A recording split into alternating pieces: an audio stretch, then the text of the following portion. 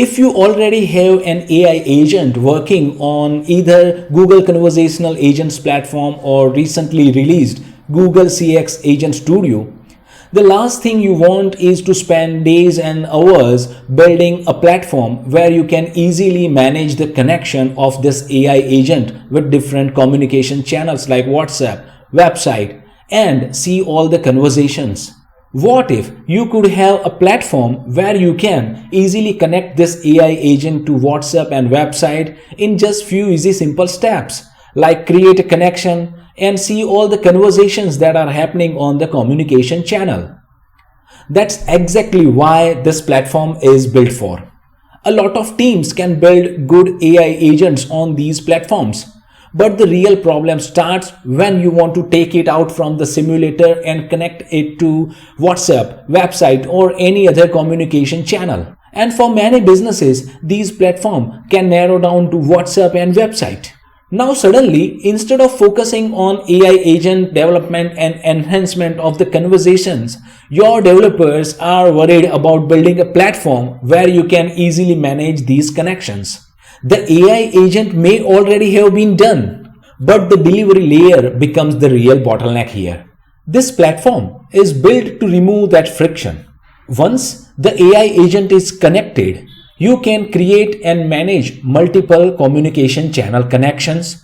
For each connection, you can view all the conversations that are made by the users.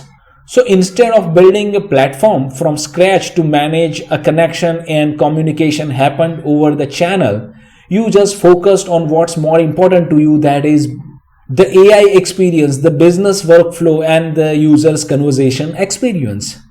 Let me demonstrate you how to use this platform. You have a dashboard. Over the dashboard, you can see the agents, active channels, and conversations happen over the active channels. Then on the agents section, you can connect your existing agent to the platform. You go to add Google agent, select the platform, either CES Agent Studio or Conversational Agent. Based on the selection, you need to provide a couple of things. For example, in case of Google Conversational Agents platform, you need project ID, location, agent ID. Environment ID is optional, but if you are running multiple environments for that agent, it is must. Then service account JSON file. This service account JSON file needs to be downloaded from GCP platform, and make sure you at least give it Dialogflow reader API access. Once you create the agent, it looks something like this. For example, I have created a conversational agent here called Test Assistant, and if I look into the details, here are the details. Once the AI agent is created, then you move over to channels. Here you can add website widget or add WhatsApp connection. Based on the selection, you need to provide the details for that connection. For example, if I look into website widget, then you give a name to the channel so that you can identify on the platform. Then the widget title. So when you have that small pop-up here, this will be the title of that chat window. Then you need to provide the allowed site so that we have a full security. Nobody, if in case get access to the script, not able to run the agent on their website. Then here couple of things that you can change, like bubble color and font family. Once the channel is created, it looks something like this. Then you go to mapping section.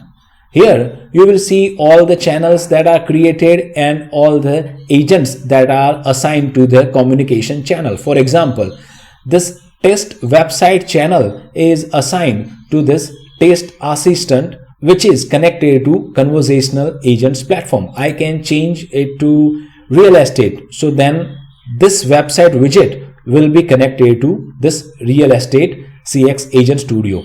So I'll not change that, and then I'll move to the conversations.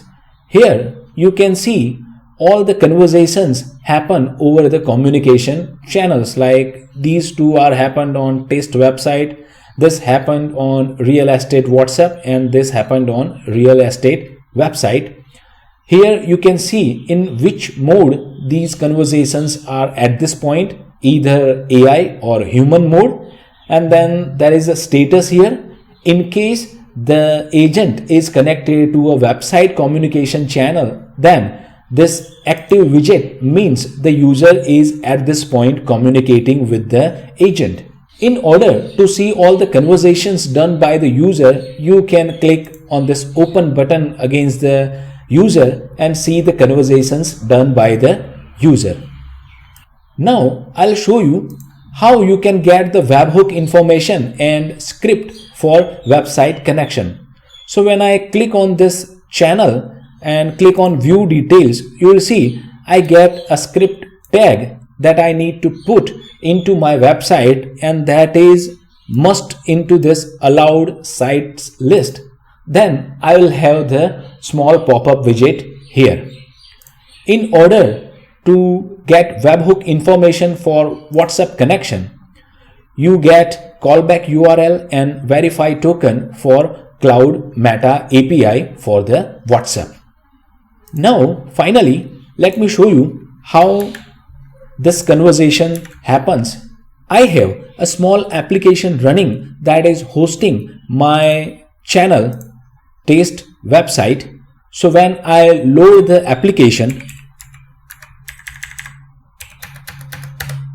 we will see a small pop-up widget. Now this widget is coming from this script, and if I now go to the conversations and start interacting with the widget, and if I write something here, it goes to the agent, get the response and show it here on this pop-up widget, and it also reflects on the conversations as well. When I click on this takeover button, AI agent is cut off from the communication, and now whatever I write here, that goes to the user, and whatever user writes here, that comes back to the conversations, so that real human can solve the problem the user is having. Now very quickly I'll show you how to set up the application. In order to get the code, you will head over to my GitHub repository Google Agent Connector, clone the repository. I'll highly appreciate if you give it a star. Once you download the repository, you need to run following things. It needs Redis and Postgres SQL. I'm running it via Docker. You can run it like as an application or run it on the fly via Docker. Once you do that, then you need to head over to the main application and first run pnpm install. It will install all the dependencies, then create a database and then run pnpm push. That will set up the database. Finally, you are ready to run the application. For development, use pnpm dev all. It will start a worker and application as well. Once you successfully run the application locally, it will redirect you to create admin user. You provide the admin username, email and set up the password. Once the admin interface is set up, you can be directed to this dashboard. You can very easily connect your existing AI agents to WhatsApp and website. I hope this platform will be helpful to you. In case you face running the code I have shown in this video, get back to me in the comment section. I'll surely help you. Finally, if you like the work I put on my YouTube channel, consider subscribing to my channel. That helps. Thank you for watching. Enjoy the life, feel the music. Peace.